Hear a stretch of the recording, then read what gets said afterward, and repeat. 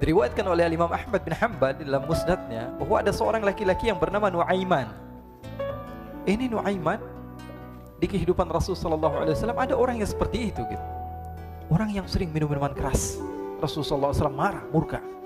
Rasulullah kalau yang berhubungan dengan Rasulullah tidak marah. Tapi kalau sudah berhubungan dengan agama, Rasul sallallahu alaihi wasallam adalah orang yang paling marah, orang yang paling istiqamah dalam kebenaran. Maka Rasulullah panggil Nuaiman, apa yang kau lakukan? Dia katakan, aku minum minuman keras ya Rasulullah. Rasulullah cambuk dia. Kemudian dia bertobat kepada Allah. Kemudian ketahuan lagi minum. Kemudian dicambuk lagi oleh Rasulullah SAW. Sehingga sebagian sahabat memukul dia dengan pukulan yang banyak. Sehingga apa yang berlaku? Sebagian sahabat mengatakan, la'natullahi ala Nuaiman. Semoga Allah melaknat Nuaiman. Dia mempermainkan Rasulullah. Dia bilang sudah mau taubat tapi minum lagi. Dia bilang sudah mau taubat tapi minum lagi. Maka Rasulullah SAW mengatakan, la tal'anuh fa innahu yuhibbullaha wa rasulah. Kata Rasulullah, jangan kamu laknat Nuaiman, karena dia itu cinta sama Allah, cinta sama Rasulnya. Dalam riwayat dia dicintai Allah dan dicintai oleh Rasulnya Muhammad sallallahu alaihi wasallam. Ibn Majah menceritakan bahwa Nuaiman ini pernah suatu waktu diajak oleh Sayyidina Abu Bakar pergi ke negeri Syam. Negeri Syam itu di mana? Seperti yang diceritakan tadi, antara daerah Suriah, Lebanon, Yordania, kemudian Palestina. Daerah seperti itu. Umumnya orang Quraisy pada masa itu mereka memiliki rihlah berdagang, membeli dagangan ke Syam, kemudian dijual lagi di kota Makkah. Ketika itu Rasulullah SAW didatangi Abu Bakar. Sayyidina Abu Bakar mengatakan kepada Rasulullah, ya Rasulullah, saya mau izin ya Rasulullah. Mau apa? Saya mau ajak dua sahabat kamu ini ikut berdagang ya Rasulullah. Siapa kata Rasul? Nuaiman. Kata Rasulullah, Nuaiman kamu mau ajak? Mau ngapain? Biar seru-seruan aja ya Rasulullah. Kata Rasulullah, ya sudah, saya izinkan kamu bawa Nuaiman. Ketika itu Sayyidina Abu Bakar membawa Nuaiman sama satu sahabat namanya Suwaibid ibn Harmalah. Siapa namanya? Suwaibid ibn Harmalah. Ini sahabat Rasulullah SAW yang memiliki sifat yang berbeda-beda. Kalau Nuaiman ini aneh. Pernah Rasulullah SAW dibawain makanan banyak, dikasih Rasulullah, dikasih sahabat semua. Semuanya sudah makan, tiba-tiba si Nuaiman ini, sahabat Nabi Nuaiman mengatakan kepada Rasulullah, ya Rasulullah, ini yang penjualnya, tolong kau yang bayar ya Rasulullah. Makanan udah habis. Makanan udah habis, Rasulullah SAW bingung, saya yang bayar. Akhirnya Rasulullah katakan kepada sahabat, ayo keluarkan uang, kita patungan, kita bayar. Rasulullah aja dimainin, apalagi kita orang. Sallu ala Nabi Muhammad. Nuaiman diajak Sayyidina Abu Bakar. Kata Rasulullah SAW, benar kamu mau ajak Nuaiman? Iya ya Rasulullah. Diajaklah. Diceritakan dalam riwayat Ibn Majah, diceritakan juga dalam Siyar A'lam An-Nubala, diceritakan juga dalam musnadnya Imam Ahmad bin Hanbal, dalam riwayat Imam Ahmad bin Hanbal. Maka diceritakan Nuaiman diajak oleh Sayyidina Abu Bakar. Sesampainya di negeri Syam, semua dibagi tugas. Fulan bin Fulan kerjaannya ini, Fulan bin Fulan kerjaannya ini, semua memiliki kerjaan. Nuaiman tanya, wahai Abu Bakar, kerjaannya saya apa wahai Abu Bakar? Kata Sayyidina Abu Bakar, kamu mau ngapain terserah kamu wahai Nuaiman. Yang penting kamu ikut saya kan. Kemudian satu di antara mereka namanya Suwaibid ibn Harmalah ditanya oleh Sayyidina Abu Bakar, wahai Suwaibid, kamu mau kerjaan apa? Kata Suwaibid, terserah kamu wahai Abu Bakar. Kata Sayyidina Abu Bakar, kamu menjaga makanan, karena saya tahu kamu ini adalah orang yang senantiasa menjaga amanah. Suwaibid ini kalau disuruh maju dia maju, disuruh mundur dia mundur, disuruh ke kanan dia ke kanan, disuruh ke kiri dia ke kiri. Orang yang ikut aja. Kalau Nuaiman beda, disuruh maju dia ke belakang, kasih sen kanan ke kiri belok. Nuaiman itu orang yang berbeda. Maka Suwaibid mendapatkan tugas, semua mendapatkan tugas kecuali Nuaiman. Sehingga ikhwani, apa yang berlaku, apa yang terjadi? Sayyidina Abu Bakar pergi sibuk dengan kesibukannya, sehingga datanglah waktu siang. Nuaiman sudah lapar. Nuaiman cari makanan. Dia nggak punya uang, diajak Sayyidina Abu Bakar tapi tidak diberikan uang. Sehingga dia cari-cari makanan. Dia tahu Suwaibid yang jaga makanan, dikatakan, wahai Suwaibid, saya mau makan, berikan kepada saya satu roti saja. Yang terpenting apa? Saya makan sekarang, saya sudah lapar.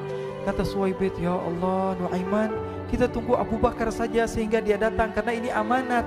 Amanat dari Abu Bakar, saya tidak boleh berikan kepada siapapun kecuali atas izin Abu Bakar.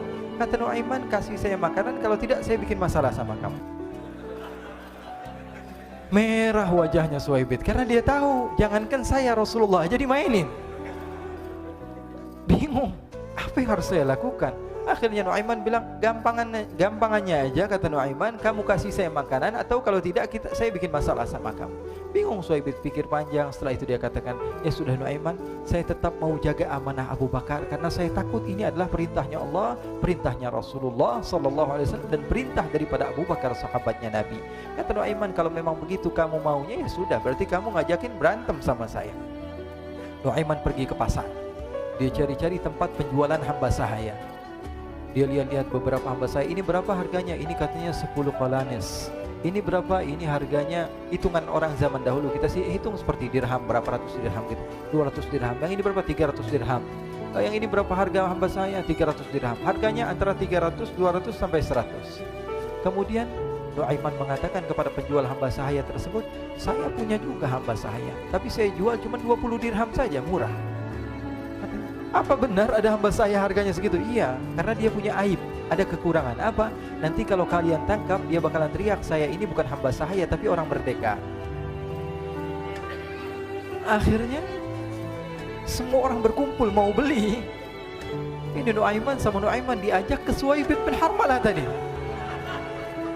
Kata Nuaiman, itu ada orang yang berdiri sedang menjaga makanan, itu hamba sahaya saya, tangkap saja. Oh baik. Diberikan uang 20 dirham, dimasukkan oleh Nuaiman ke kantongnya, kemudian Suhaib ditangkap. Ketika ditangkap, Suhaib teriak, saya bukan hamba saya orang merdeka. Maka orang-orang tersebut mengatakan, saya sudah tahu kekurangan kamu. Ini memang kekurangan kamu, memang kamu, tapi saya tidak perlu dengan bacot kamu, yang penting kerjanya kamu gitu. Ya kan hamba saya untuk apa? Untuk kerja. Mau dia ngomong apa, mau ngomel terserah, yang penting dia mau kerja. Akhirnya ditangkaplah Suhaib dan dijual di pasar. Nuaiman punya uang banyak ini. Dia beli makanan, dia beli minuman, dia beli hadiah buat Rasulullah. Dia beli macam-macam di negeri Syam ini. Waktu itu adalah superpower, adidaya Romawi. Pada masa itu semua barang mahal, tapi Nuaiman banyak uangnya. Dia belanja ini, belanja itu, sehingga Sayyidina Abu Bakar pun pulang. Ketika Sayyidina Abu Bakar pulang, Sayyidina Abu Bakar cari, mana ini Suhaib? Kita semua sudah lapar. Kata Nuaiman dengan mudahnya dia mengatakan, sudah saya jual wahai Abu Bakar. Maka Sayyidina Abu Bakar bertanya, apa yang kau lakukan wahai Nuaiman? Diceritakan oleh Nuaiman dengan jujur. Nuaiman ini orangnya apa adanya, tapi nyusahin. Saya jual. Akhirnya dibawa oleh Nuaiman, Sayyidina Abu Bakar pergi ke mana? Ke pasar. Lalu dibeli lagi oleh Sayyidina Abu Bakar As-Siddiq Suhaib yang tadinya orang merdeka menjadi hamba sahaya sebentar, kemudian dibeli lagi oleh Sayyidina Abu Bakar. Pulang ke Madinah, kisah ini diceritakan di hadapan Rasulullah SAW. Maka perawi mengatakan, fadhahikan nabiyyu hatta badat nawajiduhu. Ketika diceritakan kisah Nuaiman tersebut dengan Suhaib, Rasulullah tertawa sejadi-jadinya sehingga gigi geraham Rasulullah SAW nampak di wajah mata para sahabat. Sehingga perawi lain mengatakan 1 tahun berlalu Rasulullah, setiap ada tamu yang datang pada Rasulullah akan ceritakan kisah Nuaiman menjual Suhaib tersebut. Jadi ada ikhwani, jangan kalian kira Rasulullah SAW itu hidup di satu masa sahabat-sahabatnya itu seperti ustadz-ustadz yang khusyuk, yang kayak Habib bin Anis ini banyak. Bahkan ikhwani, mungkin di akhir karena masanya sudah habis, pernah suatu waktu Rasulullah SAW didatangi asyraf, delegasi dari beberapa negara yang ingin mengenal apa itu agama Islam. Sehingga mereka datang ke rumah Rasulullah SAW membawa unta, kendaraan yang ketika itu kendaraan yang paling mahal mereka miliki. Itu untanya yang paling mewah. Diikat di depan rumah Rasulullah SAW. Tamunya pun masuk, duduk bersama Rasulullah SAW. Di depan rumah Rasulullah SAW ada beberapa sahabat. Ada Sayyiduna Hamzah. Kalian tahu Sayyidina Hamzah adalah orang yang pemberani. Ada Sayyiduna Umar. Kalian tahu Sayyidina Umar adalah orang yang pemberani. Ada Sayyiduna Ali bin Abi Thalib. Ada Sayyiduna Sa'ad bin Abi Waqqas. 4 sahabat ini lagi nongkrong gitu depan rumahnya Rasulullah SAW, berjaga sebelum Allah Subhanahu wa taala turunkan ayat wallahu ya'simuka minan nas. Ketika mereka sedang asyik duduk, tiba-tiba Nuaiman datang. Ini Nuaiman kalau datang pasti bikin sesuatu yang aneh. Bahkan dikatakan tidaklah Rasulullah SAW dalam keadaan bersedih, kecuali Nuaiman datang Rasulullah akan tersenyum. Jadi sebagian sahabat itu senang kalau sudah Nuaiman datang, pasti Rasulullah bahagia. Tapi ketika itu Nuaiman datang, ingin duduk bareng-bareng Sayyidina Hamzah. Sayyidina Hamzah katakan kepada Nuaiman, bercanda begitu. Nuaiman, kamu lihat unta orang datang dari luar Arab ini. Lihat, kata Nuaiman, ini besar banget ini, badannya besar gitu. Dagingnya pasti banyak. Iya nih, kalau kita sate enak nih ntar malam. Kata Nuaiman. Kata Sayyidina Hamzah, apakah kamu berani? Kata Nuaiman, saya berani aja asal kalian gak bilang sama Rasulullah. Kata Sayyidina Hamzah, benar wahai Nuaiman, benar kan? Akhirnya Sayyidina Hamzah lupa masalah itu, cuma bercanda-bercanda saja. Sayyidina Hamzah lagi asik sama Sayyidina Umar, Sayyidina Ali. Tiba-tiba apa?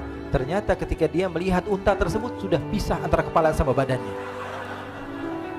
Nuaiman mengatakan, wahai Hamzah, ini unta saya sudah potong, saya mau pergi sebentar. Kalau Rasulullah cari saya, tolong jangan beritahu di mana saya. Nanti kalau keadaan sudah aman, mari kita nyate bareng-bareng. Ini ada yang seperti itu di zaman Rasulullah SAW.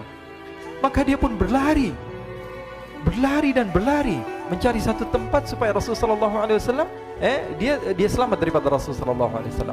Sehingga Sayyidina Hamzah bingung, ini kalau Rasulullah keluar gimana? Ada Hamzah Asadullah, ada Ali bin Abi Thalib, ada Umar, gak bisa jaga kendaraannya, tamunya Rasulullah Sallallahu Alaihi Wasallam. Akhirnya benar apa yang terjadi, ikhwani. Rasulullah Sallallahu Alaihi Wasallam tamunya mau pulang. Ketika dia buka pintu, tamu melihat apa? Untanya sudah begitu. Mereka teriak, wa naqatah, unta kami wahai Muhammad. Baru mau kenal Islam, unta kami, kendaraan kami sudah dibawa. Rasulullah SAW lihat Sayyidina Hamzah, lihat Sayyidina Ali. Mereka gak bisa ngomong, mereka hanya bilang apa? Nuaiman ya Rasulullah. Rasulullah perintahkan Sayyidina Umar, wahai Umar, sekarang kamu ambil uang, kemudian kamu gantikan, kemudian kamu berikan 2 kali lipat daripada harta unta ini, sehingga apa? Agama Islam tidak didengar dengan sesuatu yang tidak baik di luar sana. Akhirnya diberikan harta, diberikan unta yang baru dan diberikan harta yang lebih untuk orang tersebut, sehingga orang tersebut tidak menjelek-jelekan agama Islam. Kata Rasulullah SAW, dan sekarang waktunya kita balas dendam sama Nuaiman. Nuaiman ternyata berlari tempat yang jauh sampai hampir keluar dari kota Madinah.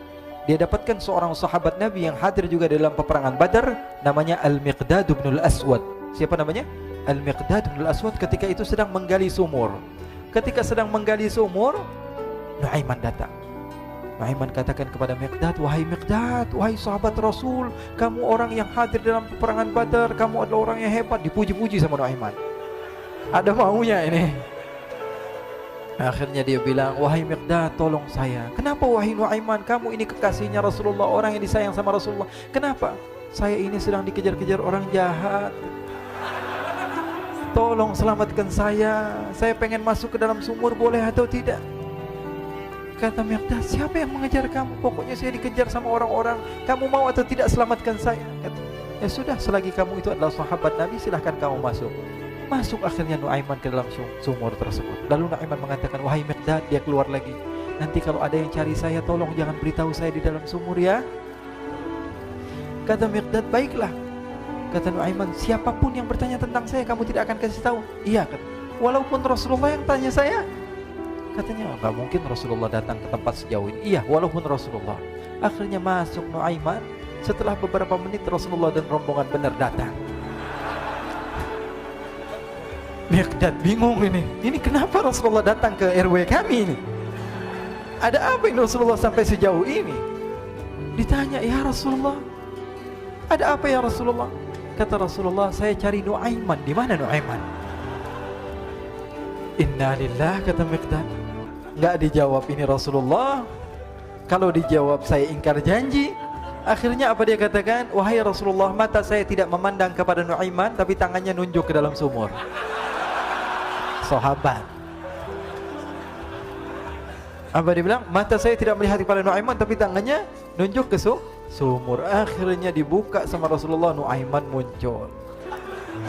Kata Rasulullah, Nuaiman, kamu bikin malu saya, wahai Nuaiman. Ya Rasulullah, yang bersalah bukan saya, tapi orang yang mencari saya bersama kamu ya Rasulullah. Akhirnya Rasulullah nengok, siapa? Ternyata Nuaiman sudah lari kabur. Sallu ala Nabi Muhammad. Kisah-kisah seperti ini sebenarnya banyak sekali ya. Ini menunjukkan kepada kita bahwa kehidupan Rasulullah itu begitu indah. Rasulullah SAW, kalau kamu mau menjadi orang yang baik, contoh Rasulullah. Mau menjadi bapak yang baik, contoh Rasulullah. Mau menjadi pemimpin peperangan yang baik, Rasulullah. Mau menjadi murid yang terbaik, contoh Rasulullah. Bagaimana akhlak Rasulullah. Mau menjadi suami yang baik, contoh Rasulullah. Dalam segala hal, apapun itu Rasulullah SAW adalah makhluk yang paling terbaik.